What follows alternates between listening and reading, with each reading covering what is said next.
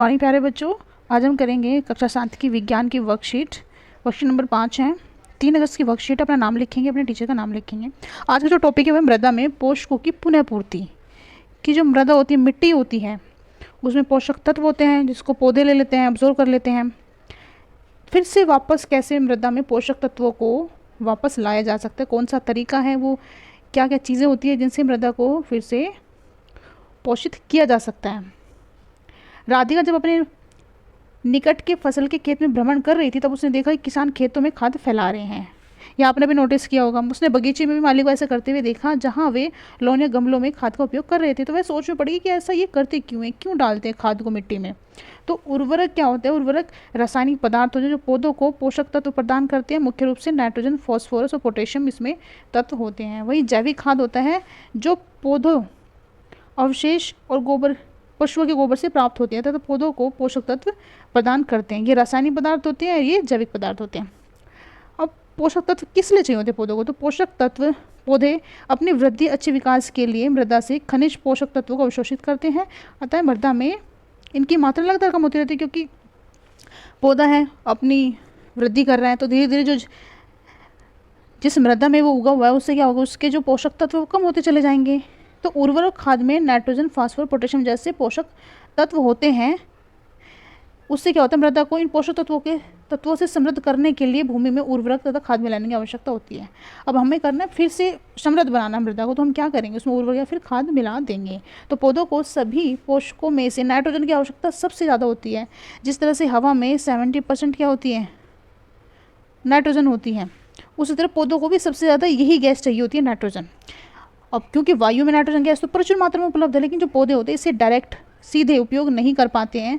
जिस तरह से प्रकाश संश्लेषण में कार्बन डाइऑक्साइड गैस का उपयोग करते हैं पौधे, अवशोषित करते हैं, उस तरह से जो है नाइट्रोजन गैस होती है उसको अवशोषित नहीं कर पाते हैं।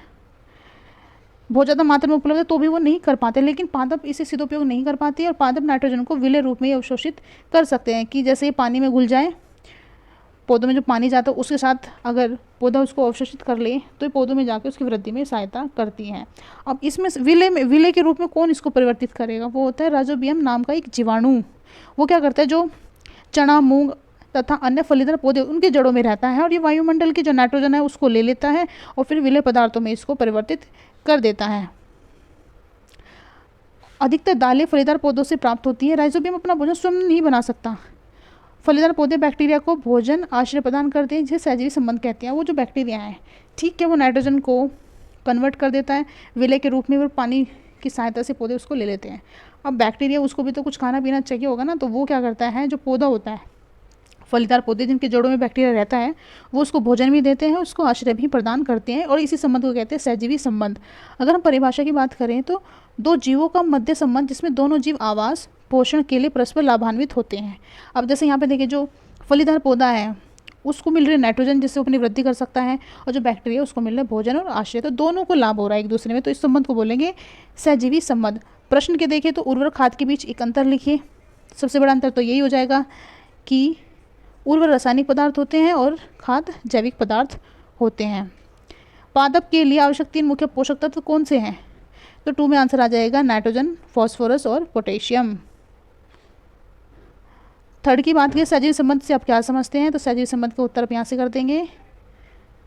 और लास्ट में है पौधों को उर्वरक और खाद की आवश्यकता क्यों होती है, क्यों चाहिए होता है, सोचिए क्यों चाहिए होते हैं। ये होता है बेटा वृद्धि और अच्छे विकास के लिए।